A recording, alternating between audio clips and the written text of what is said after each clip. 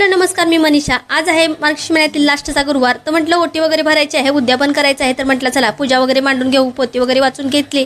त्यानंतर ना इथं मी डाळ शिजायला घालत्या, पुरणपोळीचा स्वयंपाक करायचा होता म्हणून कुकरला डाळ लावली।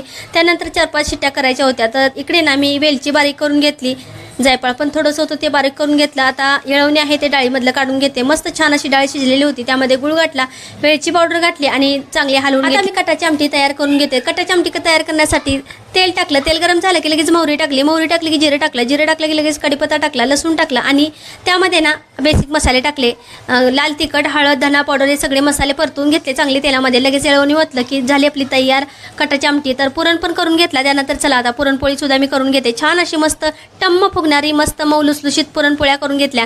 मी साडी घातली, तर साधीच साडी घातलेली होती, तोपर्यंत ना सुवासनी आलेल्या होत्या, त्यांची ओटी वगैरे भरून घेतली आणि त्यानंतर नैवेद्य दाखवला। व्हिडिओ तुम्हाला कसा वाटला कमेंट बॉक्समध्ये नक्की सांगा। व्हिडिओ आवडला तर लाईक आणि सबस्क्राईब